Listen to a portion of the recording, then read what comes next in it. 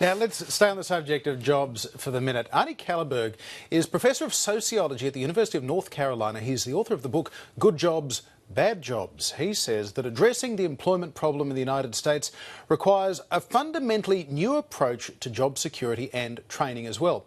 Arne Kalleberg was in Australia recently as a guest of the United States Study Centre at the University of Sydney.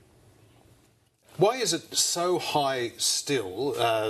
More than 3 years after the recession came to an end, Wall Street's at 5-year highs, companies are making record profits again, but it's been this jobless recovery. Yes, and the capital is sitting on the sidelines. Banks are not lending because interest rates are so low.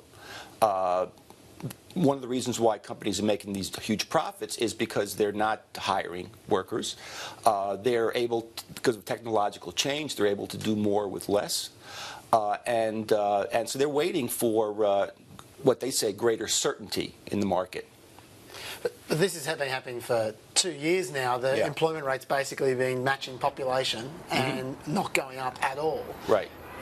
2 years is a long time to wait for certainty. There's a bit of gamesmanship now in terms of will the Republicans come in, will they cut taxes, and that would presumably create more jobs. But it's not only uncertainty, but it's also a basic lack of demand in the economy produced by the fact that the housing crisis is still not resolved, and people just don't have enough cash in their pockets to spend on things. It's starting to get better, but it's still a long way to go. So would you say then that if you want to solve the unemployment crisis, first you have to solve the housing crisis? Yes, the housing crisis is key.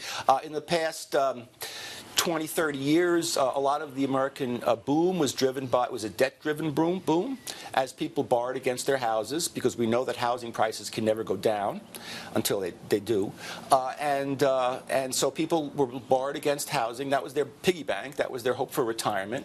And now, because of the foreclosures and because of the difficulty in getting the decline in housing prices, people are not have the money to spend. And yet you hear very often that from advocates of housing reform, etc., that Obama's been dragging his heels a little bit on this issue, even though there's things he could do unilaterally as a president. Why do you think that is? Well, there are a lot of competing pressures on him. It's not clear that he could magically change the housing crisis. The Federal Reserve, though, is now have with their new plan of putting $40 billion a month into the economy, is trying to address this in a very rigorous and aggressive way. And you think that will work, what they're talking about in the last couple of weeks? I think so. I think that's going to definitely make a difference, and it's going to increase. The unemployment's been high for the past 2 years, but it's really, the problem is really in the public sector rather than the private sector. The private sector is continuing to create jobs. It's the public sector, because of the reduction in budgets in state and local governments, that's where the unemployment is really had become very intractable. School teachers, police and firemen, and public servants of various kinds don't have jobs.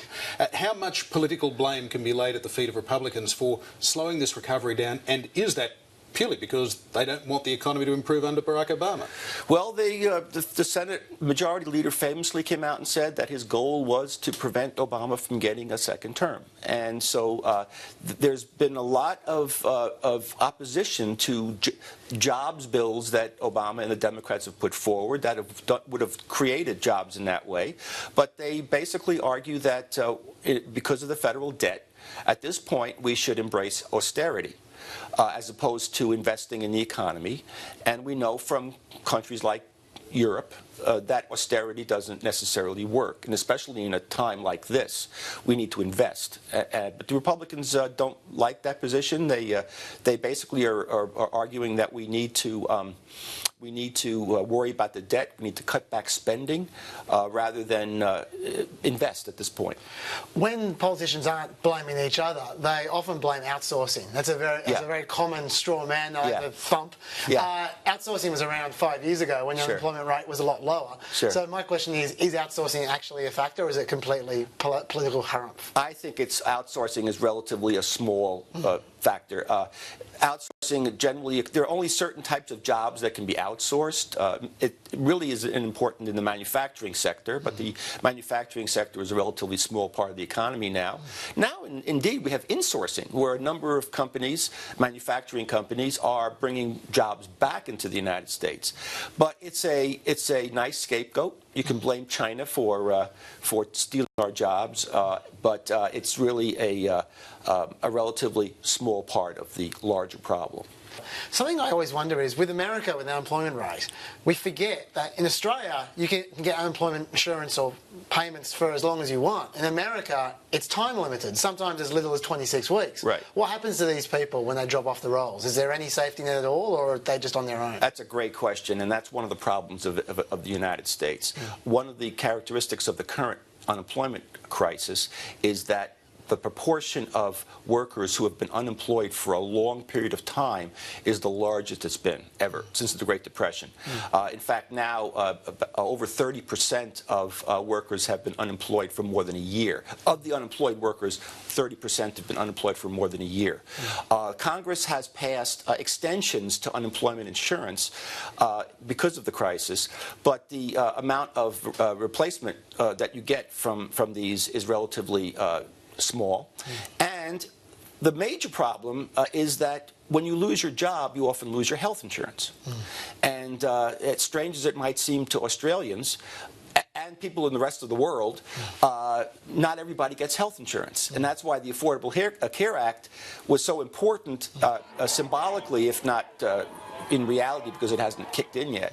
You feel inadequate, your family puts pressure on it, you run out of money at some point, and then you're subject to complaints from the Republicans. For example, Mitt Romney's famous 47%.